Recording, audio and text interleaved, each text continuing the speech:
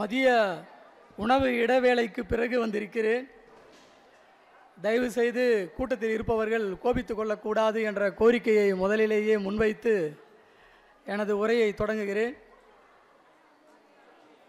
இலக்கியத்தில் பெண்கள், பெண்களில் இலக்கியம்.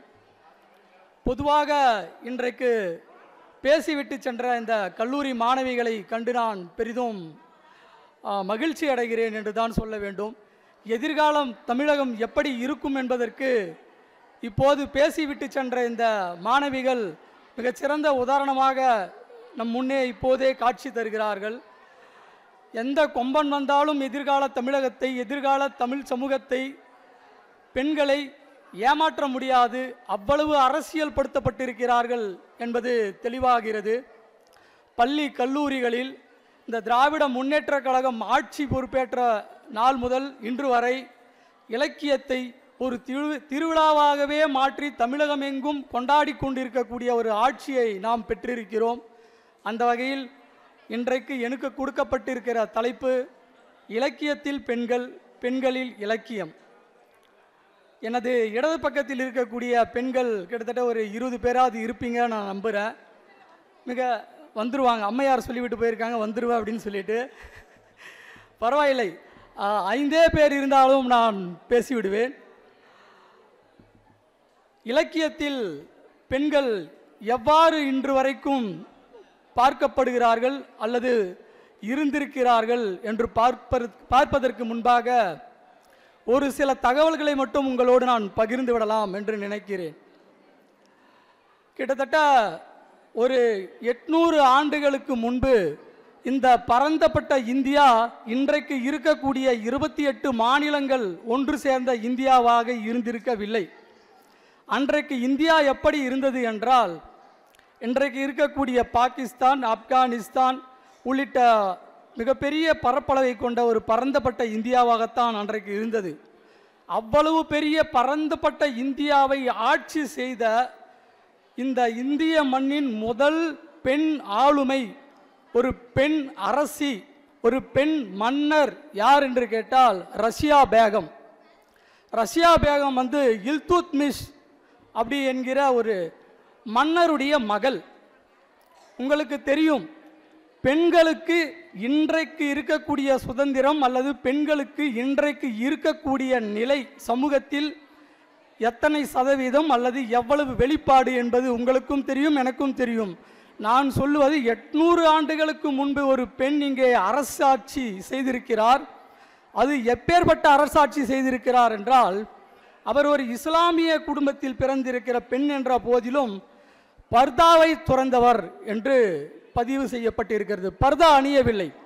வரலாற்று ஆய்வாளர்கள் என்ன சொல்கிறார்கள் ரஷ்யா பேகத்தை என்றால், ஒரு ஆணை போல ஆணுடை தரித்து அவள் ஆட்சி செய்தாள் அப்படின்னு சொல்றாங்க. அது என்ன ஆணை போல ஆணுடை தரித்து ஆட்சி செய்வது? அவள் ஆணை போல ஆணுடை தரித்து ஆட்சி செய்யவில்லை. அவள் விரும்பியது போல விரும்பிய உடையை அணிந்து ஆட்சி செய்தாள். மிக சிறப்பாக ஆட்சி செய்தாள்.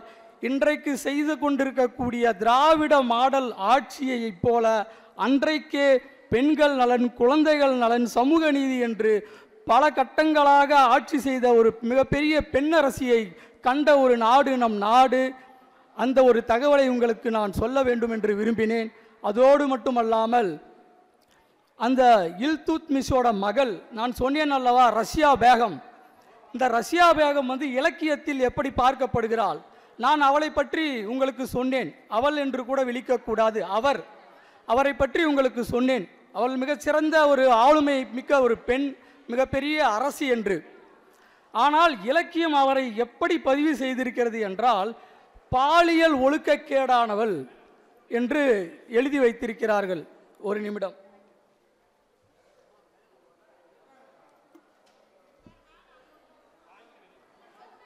இவ்வளவு சிறந்த ஆட்சியை கொடுத்திருக்கக்கூடிய ரஷ்ய பேகத்தை இந்த இலக்கியம் என்ன பதிவு செய்திருக்கிறது என்றால், பாலியல் ஒழுக்கக்கேடானவள். நான் தேடி பார்த்தேன், ரஷ்யா பேகம் அப்படி என்ன பாலியல் ஒழுக்கக்கேட செஞ்சிருப்பாங்க அப்படின்னு.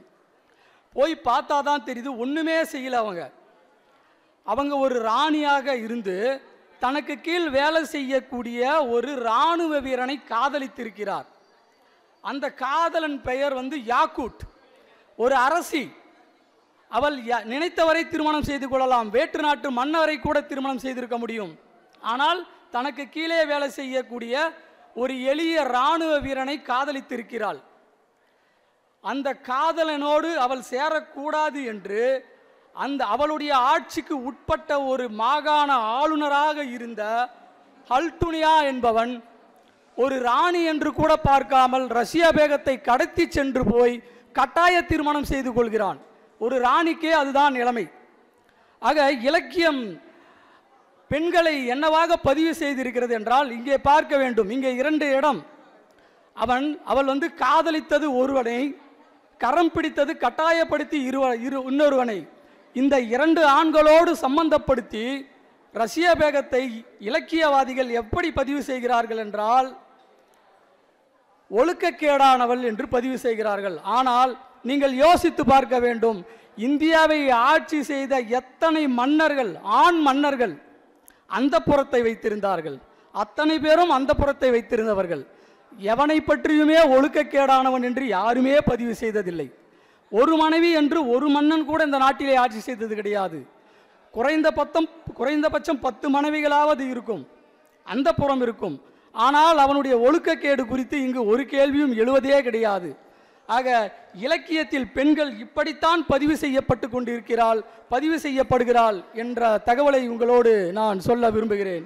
அதோடு மட்டுமல்லாமல் வரலாற்றை நீங்கள் படித்திருப்பீர்கள் என்றால், அக்பருடைய ஆட்சி காலத்தில் அக்பர் மிக சிறிய வயதிலேயே ஆட்சி பொறுப்பை ஏற்றுக்கொண்டவர். அக்பரை வளர்த்தவர் வந்து அவருடைய வளர்ப்பு தாயான மகிம் அங்கா என்பவர் வந்து அக்பரை வளர்த்தவர். அக்பர் குழந்தையாக இருக்கும்போதே அக்பரை மன்னராக்க வேண்டும், அக்பர் வளர்ந்து மன்னராகும் வரை அக்பருடைய பெயரில் காப்பாட்சியராக நின்று ஆட்சி பொறுப்பேற்றவர் தான் மகிம் அங்கா என்கிற ஒரு பெண். இந்த மகிம் அங்கா என்கிற பெண் அக்பர் தன்னுடைய வாலிப வயதை எட்டி அந்த மன்னர் பொறுப்பை ஏற்கும் வரையில் மிக சிறப்பாகவே அந்த இஸ்லாமிய ராஜ்யத்தை ஆட்சி செய்திருப்பார். ஆனாலும் இலக்கியவாதிகள் மகிம் அங்காவை என்ன தெரியுமா சொல்லியிருக்கிறார்கள்? மகிம் அங்காவுடைய ராஜ்யம் பாவாடை ராஜ்யம் என்று சொல்லியிருக்கிறார்கள். ஏன் அப்படி சொல்லுகிறார்கள் என்றால், அவள் ஒரு பெண். என்னதான் திறமையாக ஆட்சி செய்தாலும் பெண் ஆட்சி செய்தால் அந்த ஆட்சிக்கு பெயர் பாவாடை ஆட்சிதான். அது ஒரு பாவாடை ஆட்சி தானே, ஒரு பொம்பளை தானே ஆட்சி செஞ்சா, அந்த ஆட்சியை ஏற்றுக்கொள்ள முடியாது என்றுதான் இந்திய இலக்கியங்கள் அவளை பாவாடிய ராஜ்யம் என்று புறக்கணித்திருக்கிறது. அதோடு மட்டுமல்லாமல் நான் தேடி பார்த்தேன், சங்க இலக்கியங்களில் தற்பொழுது பேசிவிட்டு சென்ற கல்லூரி மாணவர்கள் மிக சிறப்பாக பேசினார்கள், சங்க இலக்கியம் குறித்தும் நவீன இலக்கியம் குறித்தும் கூட. சங்க இலக்கியத்தில் ஏதாவது ஒரு பெண் இந்த தமிழ்நாட்டை ஆட்சி செய்திருக்கிறாரா? தனித்துவமாக தன்னாட்சியாக யாருடைய துணையும் இல்லாமல், கணவனுடைய துணையன் இல்லாமல், மகன் துணை இல்லாமல் ஆட்சி செய்திருக்கிறாரா என்று ஆராய்ந்து பார்த்தோமே ஆனால் ஒரே ஒரு பெண் தான் நண்பர்களே நம் கண்ணுக்கு புலப்படுகிறார். அந்த பெண்ணின் பெயர் தடாதகை பிராட்டியார். உங்களில் பல பேருக்கு தெரிந்திருக்கவும் வாய்ப்பில்லை, சிலருக்கு தெரிந்திருந்தால் மிக்க மகிழ்ச்சி. தடாதகை பிராட்டியார் என்கிற ஒரு பெண் பாண்டிய நாட்டை சார்ந்தவர். சங்க இலக்கியத்திலே தனித்துவமாக ஆட்சி செய்த ஒரே ஒரு பெண் அந்த தடாதகை பிராட்டியார் மட்டும்தான். இப்படியே பார்த்தோமே ஆனால் சங்கம் அருவிய காலம், பிரிட்டிஷ் காலத்துக்கு கொஞ்சம் முந்தைய காலத்தில் அல்லது பிரிட்டிஷ் வருகைக்கு பிறகு இந்த தமிழகத்தை காப்பாட்சியராக நின்று ஆட்சி செய்தவர் வந்து ராணி மங்காமாலை உங்கள் எல்லோருக்கும் தெரியும். இப்படிதான் வரலாறு நெடிகளும் அல்லது இலக்கிய நெடிகளும் பெண்கள் மிக மிக சொற்பமானவர்களாக அல்லது அவருடைய பங்களிப்பு, அவருடைய ஆளுமை சுருக்கப்பட்டு, நசுக்கப்பட்டு, புறக்கணிக்கப்பட்டு இங்கே மறக்கடிக்கப்பட்டு இருக்கிறது என்பதை நாம் எல்லோரும் தெரிந்து கொள்ள வேண்டும். சங்க இலக்கியத்தை நாம் நிறைய வாசித்திருக்கிறோம். சங்க காலத்தில் மொத்தம் எத்தனை புலவர்கள் இருந்திருக்கிறார்கள் என்றால் 473 புலவர்கள் இருந்திருக்கிறார்கள் என்று ஒரு வரலாற்று குறிப்பு சொல்லுகிறது. இன்னொரு வரலாற்று குறிப்பு என்ன சொல்லுகிறது என்றால் 475 புலவர்கள் இருந்திருக்கிறார்கள் என்று சொல்கிறார்கள். அதாவது இன்றைய மொழியில் சொல்ல வேண்டும் என்று சொன்னால் சங்க காலத்தில் மொத்தமாக 475 எழுத்தாளர்கள் தான் இருந்திருக்கிறாங்க. இன்னைக்கு தமிழ்நாட்டில் 1000 தாண்டும், அது வேறு. அந்த 474 எழுத்தாளர்களில் எத்தனை பெண் எழுத்தாளர்கள் இருந்தார்கள் என்றால், ஒரு ஆதாரம் 30 பெண் எழுத்தாளர்களை சொல்கிறது, இன்னொரு ஆதாரம் 44 பெண் எழுத்தாளர்கள் தான் இருந்தார்கள் என்று சொல்கிறது. ஆக 473க்கு வெறும் 30 என்கிற அளவில்தான் பெண்கள் இலக்கியத்தில் பங்காற்றி இருக்கிறார்கள். ஆனால் உண்மையில் சரிநிகராக கூட பங்காற்றி இருக்கக்கூடும். அந்த பங்களிப்பை ஆண்கள் திட்டமிட்டு ஏற்றுக்கொள்ளாமல் அல்லது புறக்கணித்து இருட்டடிப்பு செய்திருக்கலாம் என்று நாம் மிக நிச்சயமாக எண்ணலாம். சமீபத்தில் திராவிடர் கழகத்தை சேர்ந்த, நீங்கள் எல்லோரும் தொலைக்காட்சி விவாதத்தில் பார்த்திருக்க கூடும், அருள்மொழி அவர்கள், திராவிட கழகத்தை சேர்ந்த அருள்மொழி, வழக்கறிஞர் அருள்மொழி அவர்கள் ஒரு புத்தகம் எழுதியிருக்கிறார். அந்த புத்தகத்தின் பெயர் திராவிட இயக்க போராளிகள். திராவிட இயக்க போராளிகள், அதை ஒரு ஆண் எழுதியிருந்தால் அந்த தலைப்பே இட்டிருக்க மாட்டார். திராவிட இயக்க பெண் போராளிகள் அப்படின்னு எழுதியிருப்பார் ஒரு ஆண் எழுதியிருந்தால். எனக்கு அந்த புத்தகத்தை பார்த்த மட்டில் அவ்வளவு ஆச்சரியம். அருள்மொழி அம்மாவிடம் கேட்டேன், திராவிட இயக்க போராளிகள்? ஆமாம், திராவிட இயக்க போராளிகள் தான். ஆனால் நான் எழுதியிருந்தால் திராவிட இலக்கிய பெண் போராளிகள் என்று எழுதியிருப்பேன். இதுதான் ஆணுடைய எழுத்துக்கும் பெண்ணுடைய எழுத்துக்கும் உள்ள வித்தியாசம். அவர் எழுதிய 44 ஆளுமைகளும் பெண்களை பற்றி தான். ஆனால் ஓரிடத்தில் கூட 44 பெண் போராளிகள் என்று எழுதவில்லை, 44 ஆளுமைகள் என்று எழுதியிருக்கிறார். நண்பர்களே, ஆண்கள் எழுதும் பொழுதுதான் அந்த நம்மளுடைய பாலினத்தை பாகுபடுத்தி வேறுபடுத்தி இது பெண் எழுத்து, ஆண் எழுத்து, மூன்றாம் பாலினத்து எழுத்து என்று அந்த பாகுபாடு செய்யும் போக்கு ஆண்களிடத்தில் மட்டும்தான் இருக்கிறது. மிக தேர்ந்த கற்ற பெண்களிடத்திலே அது அரிதினும் அரிதாக இருப்பதில்லை, சுத்தமாக இருப்பதில்லை என்று கூட நாம் மிக நிச்சயமாக சொல்லிவிட முடியும். இங்கே மாணவர்கள் இருந்திருந்தால் ஒரு கேள்வியை கேட்கலாம் அப்படின்னு நான் ஒரு கேள்வியோடு வந்தேன். இங்கே அந்த கேள்வியை நான் விட்டுட்டேன். மாணவர்கள் எல்லாம் கிளம்பிட்டதுனால எங்கு போனாலும் இந்த கேள்வியை நான் இடைவிடாமல் கேட்பதுண்டு. என்ன அந்த கேள்வி என்றால், இந்திய கிரிக்கெட் அணியின் கேப்டன் யார் என்று கேட்பேன். உடனே அவர்கள் என்ன பதில் சொல்லி இருப்பார்கள் என்றால், ரோஹித் சர்மா என்று சொல்லியிருப்பார்கள். பெண்கள் கூட சொல்லி இருக்க மாட்டார்கள், ஹர்மன் பிரீத் கவுர் அப்படின்னு சொல்லி. ஹர்மன் பிரீத் கவுர் அவங்க இந்திய கேப்டன் அணியோடைய தலைவர் இல்லையா, கேப்டன் இல்லையா? ஆக பொது புத்தி என்னவாக இருக்கிறது என்றால், இந்திய கேப்டன், கிரிக்கெட் கேப்டன் யாருன்னா ஒரு ஆணை பேரை தான் சொல்லணும். நான் கேள்வியை என்ன கேட்டிருப்பேன், பெண்ணுன்னு நினைச்சா கேட்கல. ஆனால் புத்தி என்னவாக போயிருக்கும் என்றால், ஆண் பெயரைத்தான் தேடி போயிருக்கும். இன்னொரு கேள்வியையும் நான் மாணவர்களிடத்திலே வைத்திருந்தேன், அதை உங்களுக்கும் கேட்டுவிடலாம் என்று நினைக்கிறேன். சமீபத்தில் வந்த ஒரு சினிமாவின் பெயரை சொல்லி அந்த சினிமாவில் நாயகன் அல்லது அந்த சினிமா யாருடையது என்று கேட்டிருந்தால், அந்த சினிமாவில் நடித்த நாயகன் பெயரைத்தான் சொல்லியிருப்பார்கள். ஒருவரும் அந்த நாயகியின் பெயரை சொல்லியிருக்க மாட்டார்கள். சொன்ன வாக்கிற்கு ஏற்ப சென்றவர்கள் எல்லாம் மீண்டும் அவைக்கு திரும்பி கொண்டிருப்பது ஓரளவுக்கு ஆறுதலை அளிக்கிறது. எனது உரையை தொடங்கலாம் என்று நான் நினைக்கிறேன். இன்னும் சற்று நேரத்தில் முடித்து விடுவேன்.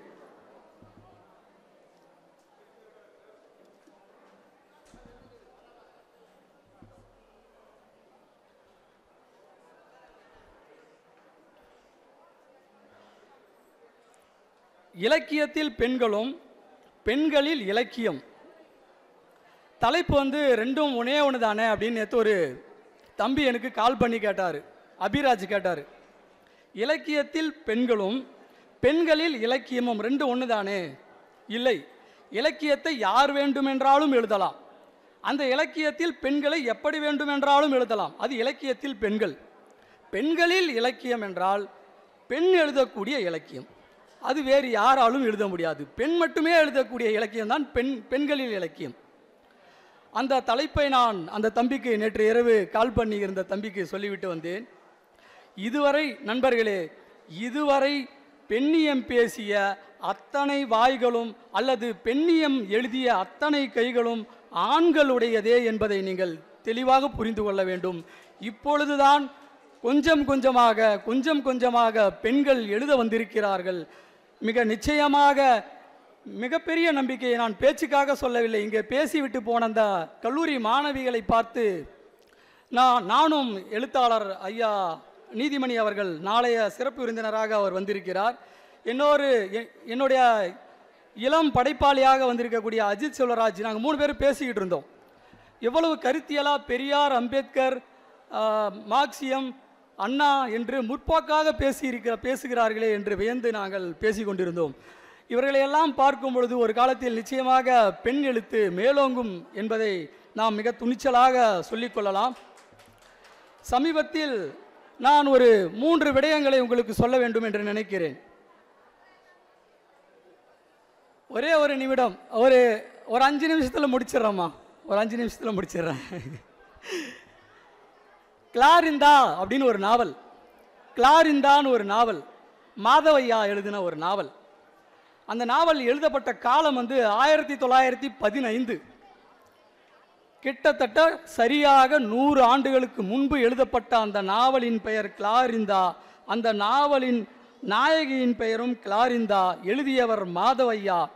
இந்த நாவல் என்ன சொல்லுகிறது என்றால், அன்றைக்கு இருந்த சதி எனும் உடன்கட்டை ஏறுதல். கணவன் இறந்து விட்டால் எவ்வளவு சிறிய வயதாக இருந்தாலும் பெண்ணை வலுக்கட்டாயமாக கொண்டு போய் ஆண் எரிந்து கொண்டிருக்கக்கூடிய அந்த தீ சிதையிலே தள்ளிவிட்டு கொலை செய்து விடுவது, அதுதான் சதி. அப்படி தள்ளும் ஒரு சூழ்நிலை இந்த கிளாரிந்தாவுக்கு வருகிறது. ஏன் வருகிறது என்றால், கிளாரிந்தா மிக வயதானவரை திருமணம் செய்து கொள்கிறார், திருமணம் செய்து வைக்கப்படுகிறாள் கட்டாயமாக. கிளாரிந்தாவை விட மிக மிக வயதில் மூத்தவர் தாத்தா, அவர் சீக்கிரமே இறந்து போயிடுறாரு.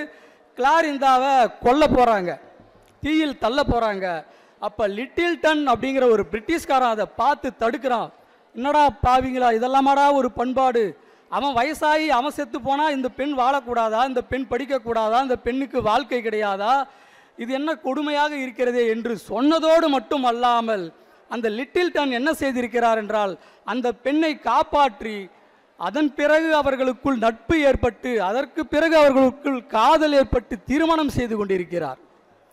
இதுதான் இலக்கியத்தில் பெண்கள். இப்பேற்பட்ட இலக்கியங்களை பெண்களாகிய பெண்களும் ஆண்களாகிய ஆண்களும் சேர்ந்தே வாசிக்க வேண்டும். இப்படிப்பட்ட இலக்கியங்கள் தான் ஆணாதிக்க கொட்டத்தை கொஞ்சமேனும் தளர்த்தும் என்பதற்காக இதை நான் சொல்ல வருகிறேன். இன்னொன்று, நாம் எல்லோருக்கும் தெரியும், மையூரம் வேதநாயகம் பிள்ளை பிரதாப முதலியார் சரித்திரம். அதுதான் தமிழின் முதலாக எழுதப்பட்ட நாவல் புதினம் என்று சொல்லலாம். அவர் இன்னொன்றையும் எழுதியிருக்கிறார், சுகுண சுந்தரி சரித்திரம். இந்த சுகுண சுந்தரி சரித்திரத்தில் அம்மாவுக்கும் பெண்ணுக்குமான ஒரு உரையாடல் நடக்கும். அந்த உரையாடல் என்னவென்றால், அம்மா சொல்லுவாள் பெண்ணுக்கு, மகளே, உனக்கு உடன்கட்டை என்றால் என்னவென்று தெரியுமா? தெரியாது அம்மா. வேறொன்றுமில்லை, உனது கணவன் இறந்து விட்டால் நீயும் அவனோடு அந்த நெருப்பிலே குதித்து தற்கொலை செய்து கொள்ள வேண்டும், அதற்கு பெயர் தான் உடன்கட்டை. ஆனால் அதை நான் ஏன் அம்மா செய்யணும்? அப்படி செய்தால்தான் இது பண்பாடு அப்படின்னு அந்த அம்மா சொல்லுவாங்க. அப்படி செய்தால்தான் நீ உன் கணவன் மீது உண்மையாக பக்தி வைத்திருக்கிறாய், அன்பு வைத்திருக்கிறாய் என்று பொருள் அப்படின்னு சொல்லுவாங்க.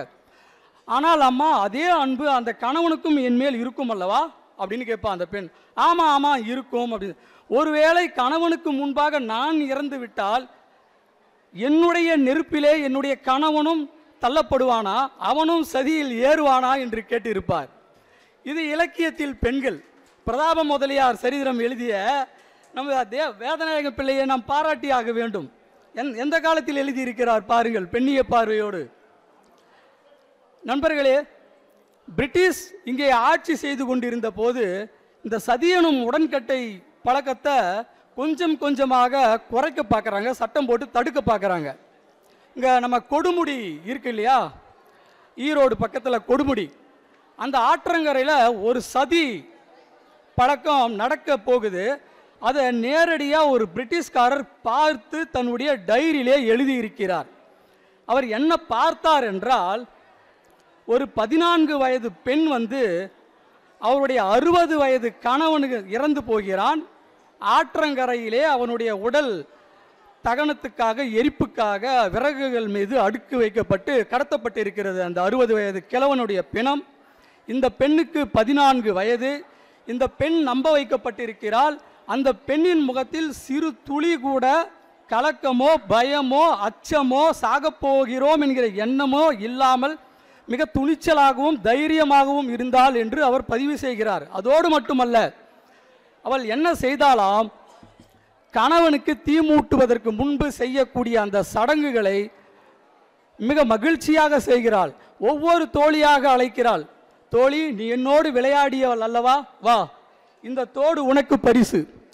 நீ எனக்கு இங்கே இந்த உதவியை செய்தவள் அல்லவா, என்னுடைய இந்த ஆபரணம் உனக்கு பரிசு என்று ஒவ்வொன்றாக ஒவ்வொரு தோழிகளுக்கும் பரிசாக கொடுத்துவிட்டு கடைசியாக அந்த பிணத்தை கட்டி பிடித்து கொண்டு இவளும் படுத்துக்கொள்கிறார். அங்கே இருக்கிற பார்ப்பனர் என்ன செய்கிறார் என்றால், பிணத்தோடு சேர்ந்து படுத்துக்கொண்ட அந்த பெண்ணை கயிறால் கட்டி இறுக்கி பிறகு தீ மூட்டுகிறார். அந்த பெண் என்ன நம்புகிறாள் என்றால், இப்படி நாம் எரிந்து செத்து போவோமே ஆனால் சொர்க்கம் என்று ஒன்று உண்டு, அங்கே போய் நாம் சுகமாக வாழலாம் என்று நம்ப வைக்கப்பட்டதுடைய விளைவுதான் அந்த பெண்ணுடைய அச்சமின்மைக்கு காரணம். அது எவ்வளவு பெரிய அநீதி! அதை மிகச்சிறந்த ஒரு உதாரணமாக சொல்லி கொண்டிருப்பார்கள் இந்தியர்கள். இந்த பிரிட்டிஷ்காரர் அதை பதிவு செய்து அதை தடுக்க முடியவில்லை. அவர் வெறும் பார்வையாளர். அவரால் சொல்லி பார்க்க முடிகிறது, தடுத்து பார்க்க முடிகிறது. ஆனால் அவரை அடித்து வெளியேற்றிவிட்டுத்தான் இத்தனை நிகழ்வுகளையும் அவர்கள் நிகழ்த்தி விடுகிறார்கள். ஆக இலக்கியத்தில் நீங்கள் என்னவாக இருக்கிறது பெண்கள்னா இப்படி தான். இன்னும் ஒரு 2-3 விஷயங்களை மட்டும் நான் சொல்லிவிடலாம் என்று நினைக்கிறேன். இப்பொழுது ஜெயராணி என்கிற ஒரு எழுத்தாளர் இருக்கிறார்.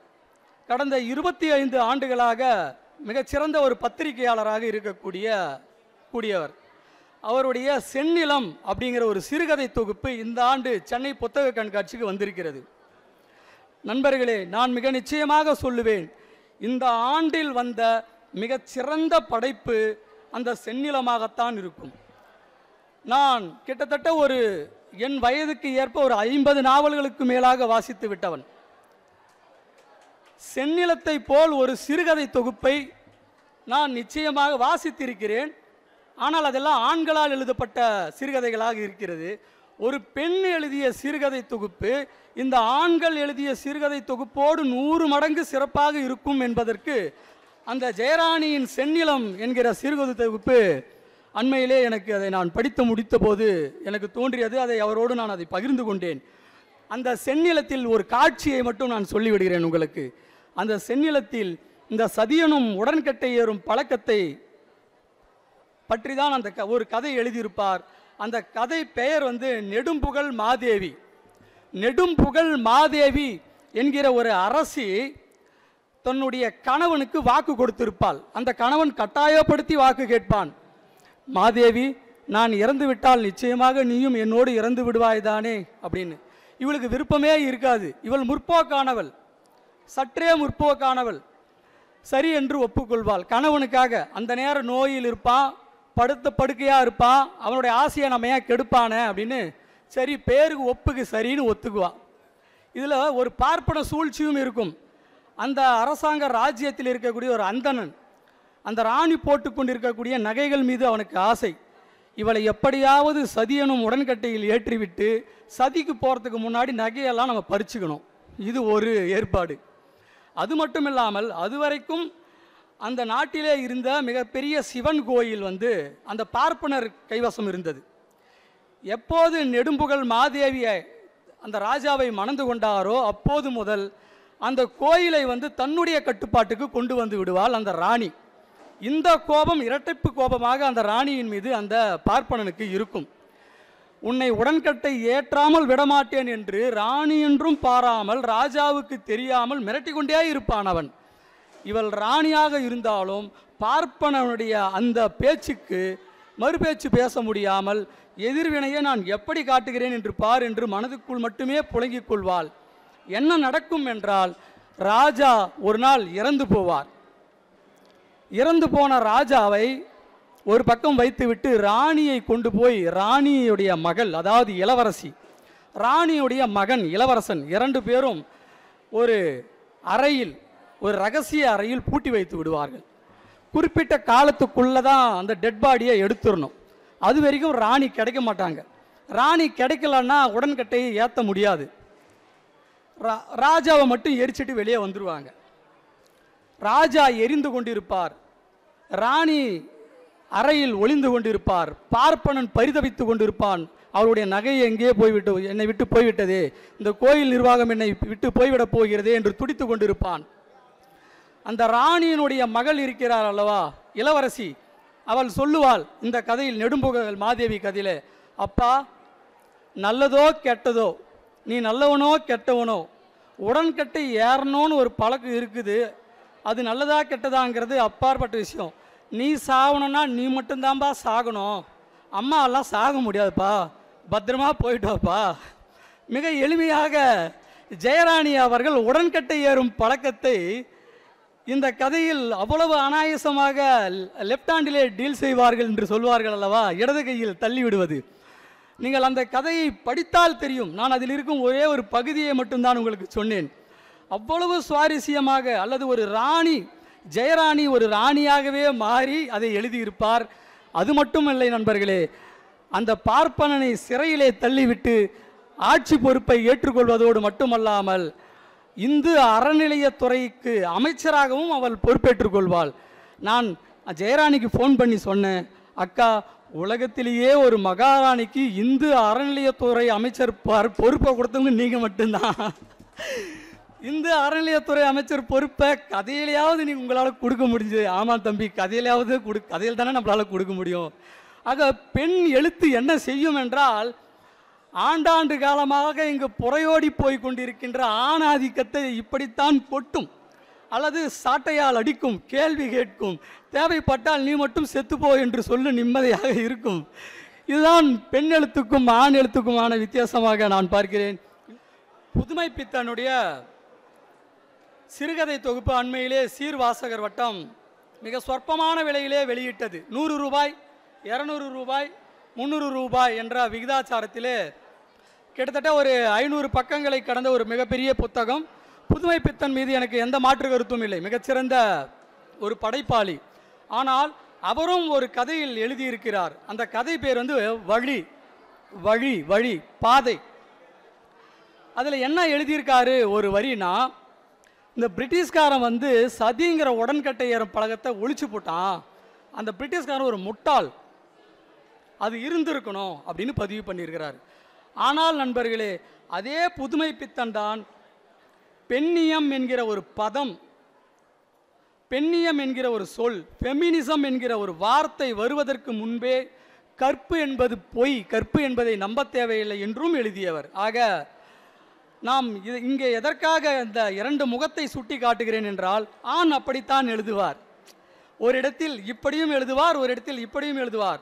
ஆனால் ஒரு பெண்ணின் வழியை ஒரு பெண் தான் மிக சரியாக எழுத முடியும் என்பதற்காகத்தான் அதை நான் சொல்லி காட்டுகிறேன். ஒரு படைப்பாளியுடைய வேலை என்னவென்றால், காலத்தை பதிவு செய்வது மட்டும் கிடையாது, காலத்தை சரி செய்வது, அந்த காலத்தை நேர் செய்வது, அந்த காலத்துக்கு நியாயம் செய்வது. இது ஒரு படைப்பாளிக்கு இருக்க வேண்டிய தர்க்கங்களாக நான் கருதுகிறேன். இன்றைக்கு இருக்கக்கூடிய பெரும்பாலான படைப்பாளிகள் அதை புரிந்து கொண்டிருக்கிறார்கள். அரிதினும் அரிதாக பெண் படைப்பாளர்களுடைய படைப்புகளை, எனக்கு இன்றைக்கு இருக்கக்கூடிய அத்தனை பெண் படைப்பாளர்களுடைய படைப்புகளும் ஓரளவுக்கு அத்துப்படி. ஒரு பெண்ணிய கவிஞர், தெலுங்கு கவிஞர், தேவதானம்னு அவங்களுடைய பேர், அவங்க ஒரு ப்ரொஃபஸர், அவங்க எழுதுகிறாங்க, ஒரு கவிதை எழுதுகிறாங்க, தீட்டு எங்கே. கவிதையோட தலைப்பு பேர் வந்து தீட்டு எங்கே. ஒரு பெண் கேட்குறாங்க, அந்த கவிஞர் எப்படி கேட்குறாங்கன்னா, நான் யார் என உனக்கு தெரியும், தெரியவில்லை என்றால் உதைவிலும். 2வது வரியிலே, நான் யாருன்னு உனக்கு தெரியும், தெரியலன்னு சொன்ன உதவிலும். யாருன்னா எழுத முடியுமா? ஆண் எழுத முடியாது. பெண் எழுதுகிறாங்க 2வது வரியிலே, நான் யார் என்று உனக்கு தெரியும், தெரியவில்லை என்றால் உதைவிலும். உன் சுவரின் கல் நான், உன்னோட சுவத்துக்கு கல் நான் தான், ஏன்னா நான் தான் வேலை செஞ்சுக்கிறேன், நான் தான் கஷ்டப்பட்டிருக்கேன். உன் கிணற்று ராட்டினம் நான், உன் வாழ்வின் வழி நான், இப்படி உன்னுடைய ஒவ்வொரு ஆணினுடைய வெற்றிக்கான அத்தனை படிக்கட்டுமாக சொல்லிக்கொண்டே வருவார். உனக்கு இது நான், உனக்கு அது நான், உன்னுடைய கனவு, உன்னுடைய மாமனாருக்கு இது நான், உன்னுடைய பிள்ளைக்கு இது நான் என்று சொல்லிக்கொண்டே மீண்டும் முதலிருந்தே முடிப்பார். நான் யார் என உனக்கு தெரியும், தெரியாது என்றால் உதை விழும். இதை ஒரு பெண்ணை தவிர வேறு யார் எழுத முடியும்? இதுதான் பெண் எழுத்து. ஆண் எழுத முடியாது. நாம் எல்லாம் நிச்சயமாக இதை ஒப்புக்கொள்ள வேண்டும். ஆண் என்பதற்காக நாம் அதற்கு சப்பக்கட்டு கட்டி அப்படியெல்லாம் இல்லை என்று சொல்ல தேவையில்லை. நம் எல்லோருக்கும் அம்மாக்கள் இருக்கிறார்கள். நம்முடைய அம்மா எழுதிய கவிதையாக நான் இதை எடுத்துக்கொண்டு அவங்க கிட்ட தோற்று போகிறதுல எனக்கு எந்த ஆட்சேபனும் இல்லை. எங்கள் அக்கா கிட்ட தோற்று போன ஒரு கவிதையாக அதை நான் பார்க்குறேன். எங்கள் பெரியம்மா கிட்ட தோற்று போன ஒரு கவிதையாக அதை நான் பார்க்குறேன். இன்னும் 2-3 கவிதைகளை மட்டும் உதாரணமாக சொல்லிட்டு முடிச்சிடலாம்னு நினைக்கிறேன். கனிமொழி அக்கா கனிமொழி அவர்கள் இப்பொழுது எம்பியாக இருக்கிறாரே, அவர் ஒரு கவிதை எழுதியிருப்பார். மிகச்சிறந்த கவிதை. அண்மையிலே கூட அதை முகநூலிலே நான் போட்டிருந்தேன். தயவுசெய்து இந்த கவிதையை மட்டும் கேளுங்க. வடநாட்டின் குளிருக்கு கால் சராயும் பூட்ஸோடும் பூசாரி. வடநாட்டில் பயங்கர குளிர், அதனால் கால் சட்டை ஷூலாம் போட்டுக்கினா ஸ்வெட்டர்லாம் போட்டுக்கிறான் பூசாரி. மோட்டார் போட்டாகிவிட்டது பெருமாள் கோயிலுக்கு. திருப்பதிக்கு போக முடியாவிட்டால் தீநகர் கிளையில் காணிக்கை செலுத்தலாம். 3 நாள் விரதம் ஐயப்பனுக்கு போதும். ஹரே ராமாவில் ஆங்கிலேய அர்ச்சகர். இந்தோனேசியா கோயிலில் செருப்பும் போட்டுக்கொள்ளலாம். இந்தோனேசியாவில் இருக்கிற கோயிலில் செருப்பு போட்டுக்கலாம். கணேசனுக்கும் கோழிக்கறி படையல் மறிவிருச்சு வந்துருச்சு. எந்நாடு போனாலும் தென்னாடுடைய இவனுக்கு மாத விலக்கு உள்ள பெண்கள் மட்டும் ஆவதே இல்லை. என்னென்னவோ மாறிடுச்சு. இந்த கடவுளுக்கான அப்டேட்டிங் வெர்ஷன் வந்துருச்சு. எல்லாத்தையும் மாற்றிக்கிட்டானுங்க ஆண்கள். பூசாரி பூட்ஸ் போட்டுக்கிட்டான், ஸ்வெட்டர் போட்டுக்கிட்டான், பேண்ட்டு போட்டுக்கிட்டான், எல்லாம் மாற்றிக்கிட்டீங்க. 3 நாள் விரதம் இருந்தால் போதும் உங்களுக்கு, ஐயப்பனுக்கு எல்லாம் போச்சு. ஆனால் நீ எந்த நாட்டுக்கு போனாலும் தென்னாடுடைய இவனுக்கு, சிவனன்னு சொல்லவே இல்லை, அந்த பேரை கூட சொல்ல தேவையில்லை, அசால்ட்டாக இவனுக்கு பெண்கள் மாத விளக்கு வந்தால் தான் பிரச்சனையா. ஒரே அடி அடிச்சுட்டு போயிட்டாங்க. மாத விளக்கில் தாண்டா பிறந்தீங்க நீங்கள்லாம் அப்படிங்கிற அந்த கேள்வியை நம்ம தொக்கி பார்க்க வேண்டும் என்பதற்காகத்தான் அதை சொன்னேன். ஒரு பெண், அவர் ஒரு கலைஞரின் மகளாக இருந்து அதை எழுதியதாக நம்ம பார்க்கக்கூடாது. அவள் இயல்பிலேயே அவர் ஒரு பெண்ணாக இருந்ததுடைய அந்த வழியை உணர்ந்ததனால் அந்த கவிதையை அற்புதமாக எழுதியிருக்கிறார். இன்னும் ஒரு 2 கவிதை படிக்கிறதுக்கு நேரம் இருக்குது, உங்களுக்கு விருப்பம் இருக்குதுன்னா நான் படிக்கிறேன், இல்லைனா முடிச்சிருந்தேன்னா இதோடு முடிச்சுக்கலாம். முதலிலேயே சொல்ல வேண்டும் என்று நினைத்தேன். உலகத்திலேயே பெண்ணியம் பேசிய முதல் நாடகம் எது என்றால் 1902 இப்சன் அப்படிங்கிறவர் எழுதின பொம்மை வீடு, டாய்ஸ் ஹவுஸ். வாய்ப்பு இருந்தால் வாசித்து பாருங்கள், ரொம்ப நல்லா இருக்கும். அந்த எழுத்தாளருக்கு இப்சன் கிட்ட கேட்பாங்க பத்திரிகையாளர்கள், உலகத்திலே நீங்கள் தான் முதல்ல பெண்ணியம் பேசின நாடகத்தை எழுதியிருக்கிறீங்க தெரியுமா அப்படின்னு கேட்கும்போது அவர் சொல்லுவார், உண்மையிலே அந்த எண்ணத்தில் நான் எழுதலை, நான் இயல்பாக எழுதினேன், இதுதான் உலகத்திலே முதல் பெண் நாடகம்னு எனக்கு தெரியாது அப்படின்னு சொல்லி. கடைசியாக ஒன்று தான், சுகீர்தராணி என்ற ஒரு கவிஞர் இருக்கிறார், பலருக்கும் தெரியும். அவர் ஒரு கவிதை எழுதியிருக்கிறார். கவிதையோட தலைப்பை மட்டும் சொல்லிடுறேன், உள்ளே போக விரும்பலை. கடவுள் எனும் நாத்திகன். கடவுள் எனும் நாத்திகன். கடவுளையே நாத்திகனாக மாற்றிட்டார். அவர் கடவுளை எங்கேயும் திட்டலை. கடவுள் என்பவர் உண்மையாக இருந்திருந்தால் இந்த கவிதையில் பெண்கள் பக்கம் நின்று, போங்கடா உங்கள் வேலையை பாருங்கடா, நானே இவங்க பக்கம்தான்டா அப்படின்னு சொல்கிற ஒரு நாத்திகனாக தான் இருந்திருப்பார் அப்படிங்கிற மாதிரி எழுதியிருப்பாங்க கவிஞர் சுகீர்தராணி அவர்கள். ஒரு பெண்ணுடைய எழுத்து யாரும் யோசிக்காத அந்த தலைப்பு எனக்கு ரொம்ப பிரமிப்பூட்டுற தலைப்பு. கடவுள் எனும் நாத்திகன். நீ ஆத்திகன் டிபேட் நடத்தினுக்கிற தலைப்பையே போட்டு பொழந்துட்டாங்க, கடவுள் எனும் நாத்திகன். கடைசியாக ஒன்று சொன்னது மாதிரியே கணியன் பூங்குன்றனார் சொன்னதாக நம்ம எல்லோரும் பெருமைப்பட்டு கொண்டிருப்போம். யாதும் ஊரே யாவரும் கேளீர் அப்படின்னு சொல்லி. உண்மையிலேயே எனக்கும் அது ரொம்ப மகிழ்ச்சியான அது ஒரு வரிகள் தான். அப்படின்னாலும் நண்பர்களே இதை மட்டும் கவனிங்க, முடிச்சுக்கிறேன். யாதும் ஊரே யாவரும் கேளீர், இதுக்கு பொருள் உங்களுக்கு தெரியும், நான் சொல்ல தேவையில்லை. இதை கணியன் பூங்குன்றனார் எழுதிட்டு போயிட்டார். உண்மையிலேயே கணியன் பூங்குன்றனார் இன்றைக்கு இருந்திருந்தால் ஒரு பெண்ணுக்கிட்ட போய் சாரிம்மா தப்பாக எழுதிட்டேன், தெரியாமல் எழுதிட்டேன்னு மன்னிப்பு கேட்டிருக்கலாம். ஏன் மன்னிப்பு கேட்டிருப்பார் அப்படின்னா என்ன எழுதிட்டாங்க, யார் எழுதிட்டாங்கன்னு தெரிஞ்சுக்கணுமா இல்லையா? ஓய்வு பெற்ற ஒரு முன்னாள் IAS அதிகாரி சிவகாமி எழுதுறாங்க, யாதும் ஊரே எனின் சேரி மீது ஏன் இந்த பகை. யாதும் ஊரேன்னு சொல்கிறீங்களே, யாவரும் கேளீர்னு சொல்கிறீங்களே, ஆனால் அந்த சேரி மேலே மட்டும் என்னடா உங்களுக்கெல்லாம் பகை? யாருமே கேட்கல இந்த கேள்வியை.